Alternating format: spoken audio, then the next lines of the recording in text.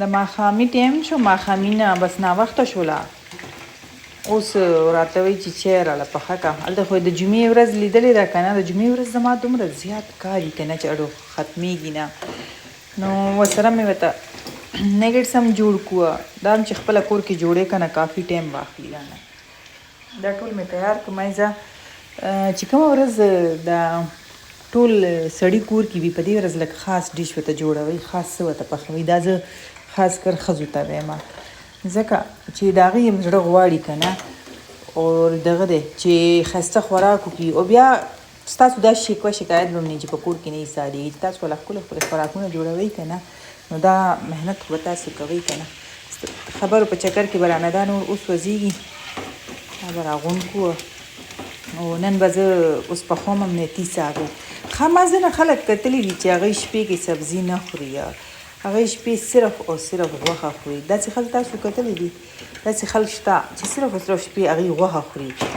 او مونږ چې یو که نه، مونږ پنجابیان په شان کې دال هم خورو، غوښه هم خورو، مونږ هر څه دغه کوو. لکه اوس هغه ساګ دی که نه، زه به دا پلیټ کې واچوم. دا پلیټ یو لاس باندې کار کول.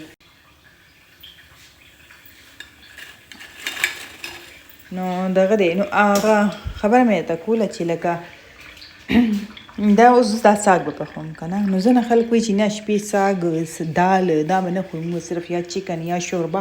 بېشک یو په غوښه کې به شوربه جوړوي خو هغې به یې جوړوي. نو زما خو هغې خلکو سره خو زه اتفاق نه کوم. زه خو وایم چې نه، چې څه ټایم ته هم څه جوړ شو که نه، دا ضروري نه ده. هغوی داسې خلک چې دی هغوی اکثر ورځ کې سبزي خوري. سبزي شوه، دال شوه، لکه دا چې کوم شی نه موږ شپې کې پخوو هغوی دا ورځې پخوي. نو داسې حیرت سره شي چې وایي تاسو اوس د شپې دا شی پخوئ. او خاص کر دا چې کوم دا مخلوق دی که نه، دا په پښتنو کې ډېر دی. پښتنو کې دا خبره شته.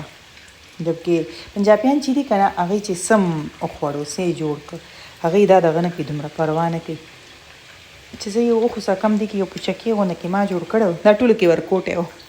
دا به زه وخورم.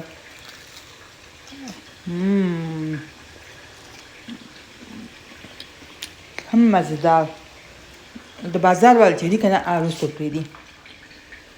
او پلیز ریکویسټ درته کوم دا یوټیوب چینل مې چې دی دا فالو کوئ، دا سبسکرایب کوئ. فالو کوئ یې که سبسکرایب کوئ خو یې کوئ.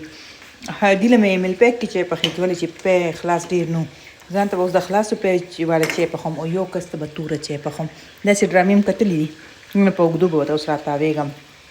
څه وکړو، راتاویږو به نو.